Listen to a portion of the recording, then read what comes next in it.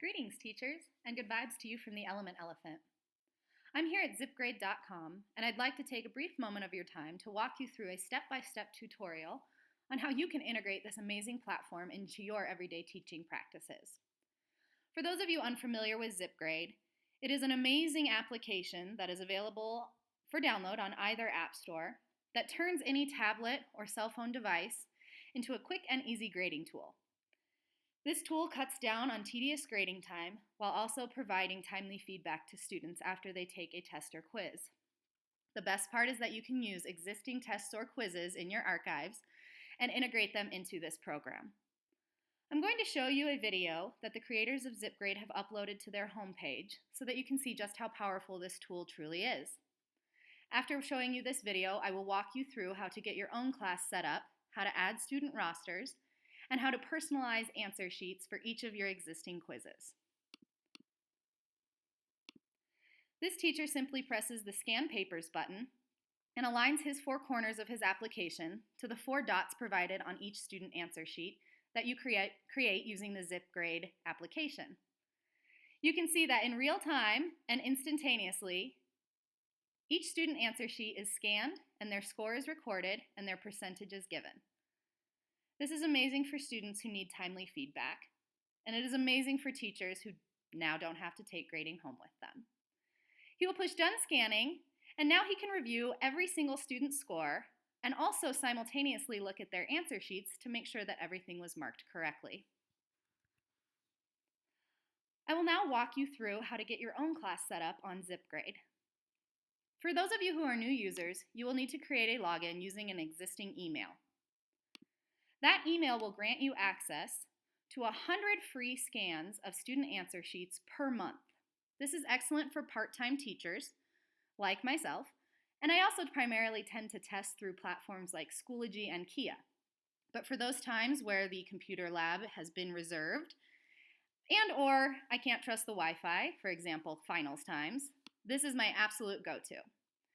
For those of you teachers who know that you will use more than 100 scans per month, they do have an extended subscription option for $7 as an annual fee that allows you to have unlimited scans. My coworkers swear by this, and they say that they use it way more than $7 worth. Once you've decided what option is correct for you, I'm going to have you come to the class tab at the top of the screen. We're going to set up your first class by clicking the Add New Class button. I'm going to title my class Earth Science and hit Save Class.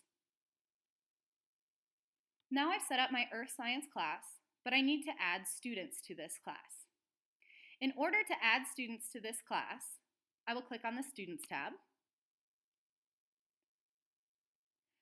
and I will import my students from something called a CSV file.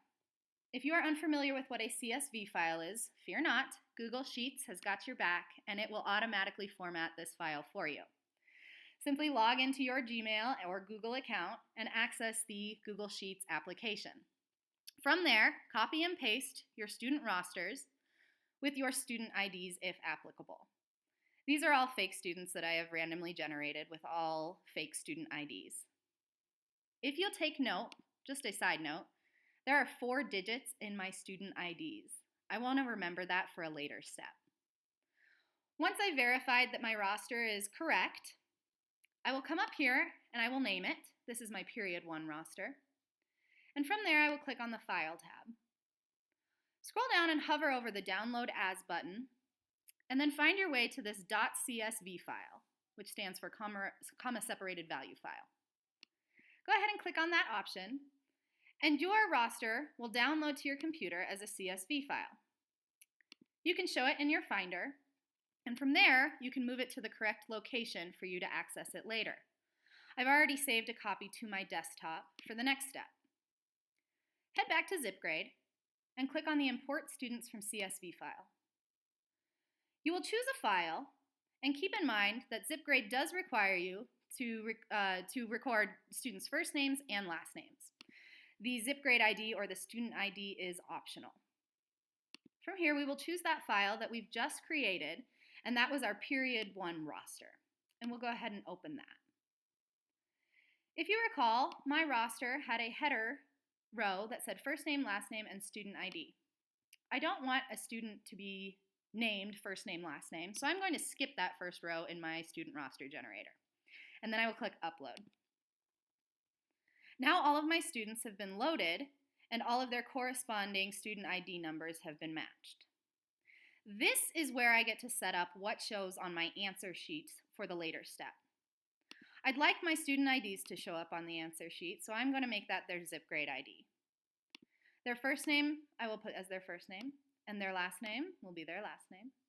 If you were to have another column that said what class these students were in, for Earth Science for example, then you could select that option from this menu as well. And then you will click Finish Import. ZipGrade will work its magic. It will tell you if there are any issues. Right here I've seen that student number 17 was not added because I already used this ZipGrade ID. So obviously for Tamar Topher, I already used this number somewhere and cannot use it again. It will always alert you if there is an issue. Now I can see that my students have been added and everyone here is alphabetized. I can now add these students to the class that I created back at the first step by clicking on the Classes tab and then scrolling to the button underneath Edit Student Roster. From there, it just takes a simple click to add students to that class roster for the class that you have selected. Let's say I didn't want Marilyn over here. All I need to do is click on her and send her back. Since these students are all fake and they're in my fake Earth Science class, I'm going to add them all, and I'm going to save that student roster. Now I have my students added to my Earth Science class, and the last thing that I want to show you is how to assign personalized answer sheets to them that already come printed with their names and student IDs on them for easy distribution come test day. In order to do that, I'm going to click on the Answer Sheet tab. ZipGrade is amazing and already has some pre-made answer sheets for you. I encourage you to look at the specifics if you are going to just select from these easy, quick access answer sheets. Some of them do not allow for student IDs to be a part of the answer sheet, and some of them only allow for a certain number of student ID digits to appear. My Earth Science final has 25 questions, and that's none of these. So I'm going to use the Custom Answer Sheet wizard to build my own. I do this by selecting New Answer Sheet and then titling it. And this will be my Earth Science final. And I'll click Next.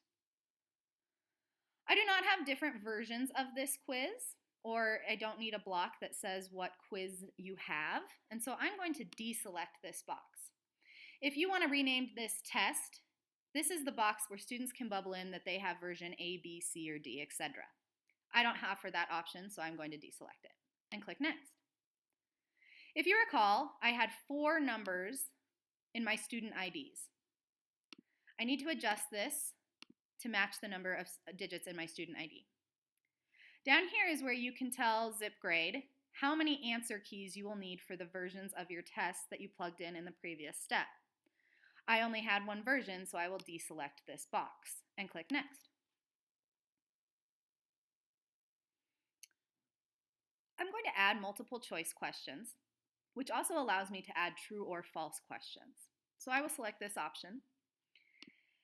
And I said that I had 25 questions on my test, but 20 of those will be multiple choice. My test only goes to D. You can enter up to 10 letters, so students could have options A, B, C, D, E, F, G, or you can enter in true, false, and that will allow you to make a true, false question. I'll add those questions to my test, and I can see a preview of my student answer sheet appear. I look and I see that I have 20 questions that are all multiple choice A, B, C, D. Now I need to add my true or false questions at the very end, which I have 5 of, and I do that by simply putting the letters TF in right here and add questions. Now I can see that answer key 21 through 25 will be true or false questions, and 1 through 20 will be multiple choice. If you'll notice, student name, class, and ID is still left blank. I'll show you how to customize this in the next step. I like what I see with my answer key, so I'm going to publish it. A pop-up box will prompt me and ask me if I'm sure I want to publish, because once I do, I can no longer make changes to this answer sheet. I'm okay with mine, so I'll select OK. Now I've created an Earth Science final, and I can select this file and see a preview of it. If you want to just print this file and distribute it to students so they write their own name, class, and student ID in, then you're finished with the tutorial and you can end it now. If you'd like to have these pre-filled in, I will show you how to do that in the next step. If you're finished now, rename this file to something that makes sense and place it in the correct folder on your desktop. For those of you who want personalized answer sheets, we are going to go back to your class tab, and we are going to select the answer sheet packet button. From there, we are going to select that Earth Science final, and I like to give mine 1 per page. We have 2 options where I could have 2 of the answer sheets per page and cut them in half since my test is so small, but I'd like to just print them on 1 so I don't have to do any prep before class. So I will select this option, and ZipGrade will do its magic, and it will come up with a PDF that has all of my students' names and student IDs already added to it. There's good old Marilyn. This is so easy to distribute come test day. Students walk through the door and I hand them their answer sheet. I don't have to worry about a student forgetting their name or student ID, and we're ready to begin testing. Again, name this file something coherent, add it to the correct file on your desktop, and print it off before class.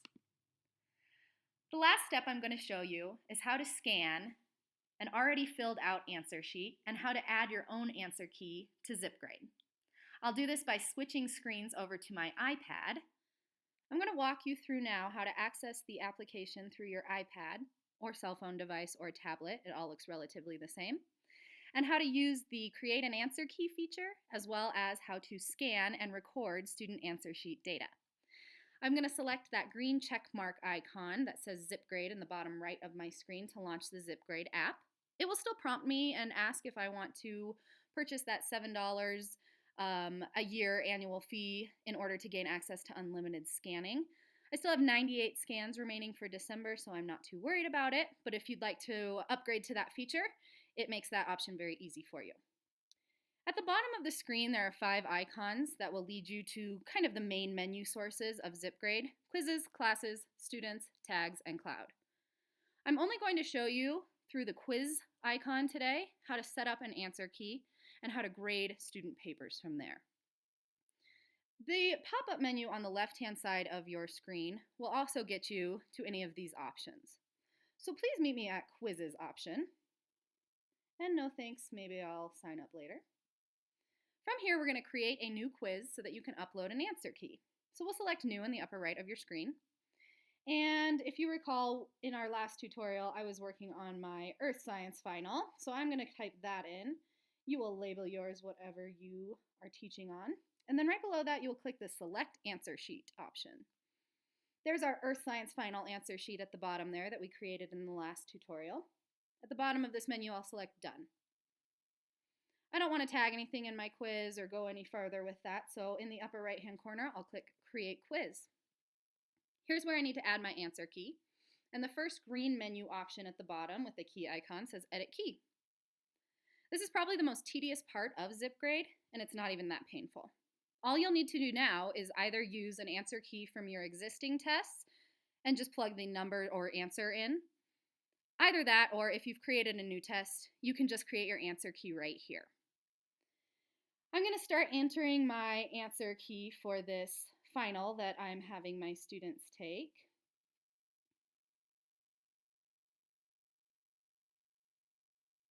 And again, one of the more tedious parts of this final. In this option over here that I've highlighted gray just now, if you have multiple versions of your quiz or test, that's where you would add the multiple version keys. So again, a little tedious, but it makes for a forever resource and quick and easy grading for your students. I see here that I forgot to answer question 15. I'll make sure they all say 1 point next to them. You can adjust the point values by clicking on the eye icon next to them. I could make question A worth 7 points, sure, if I really wanted to. So sure. Oh, sorry, that's 1.7 point. Let's make it worth 20 points if we really wanted to.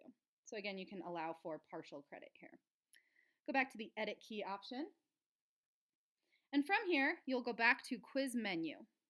Don't fret, you don't have to click save. If you go back to the edit key, it's all still there. And now we're going to scan one of my students' answer sheets and see how they did on my Earth Science final. Again, remember these students are fictitious, so don't judge Glennis on her score. I'll click the Scan Papers button, and it will open up my camera. Now I can align the boxes in the corner of my screen, the top two are highlighting green right now, with the 4 boxes in the corner of Glennis's answer sheet. Once I do this, it will pop up with her score in the middle of the screen. As you can see, I'll go back to done scanning. Glennis got a 70.5 on this quiz.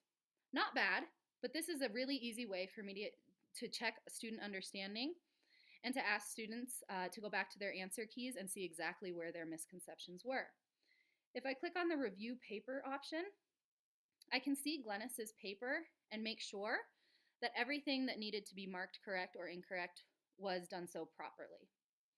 This is also great because it saves a copy of the student sheet and you don't have to worry about hanging onto it yourself. For the item analysis, this will pull up. I know I only have one student in there right now, so she didn't do too hot on this section. But I will be able to see the percentage of students that answered what answer for each question. And that helps me see if I may have plugged in an answer key question wrong, or if there's just a big misconception in student understanding. So I really hope this tutorial helps you out. If you have any questions or concerns, please definitely leave a comment and remember to rate and review. Be sure to follow my blog at theelementelephant.wordpress.com. Scroll to click the button that allows you to follow my blog. And this way you will stay up to date with all of my teacher tips, tutorials, and classroom resource recommendations. You will also find links to all of my social media platforms, where you will find great deals and special offers if you follow along as well. There's a link to my Teachers Pay Teachers store, where you will find an abundance of lesson plans that include everything from laboratories to guided notes to movement to icebreakers to project-based learning. Everything is engaging and enjoyable and personally tested by me on students. I hope you find a resource here that your students can enjoy in your own classroom as well. Happy teaching, rate and review, and enjoy!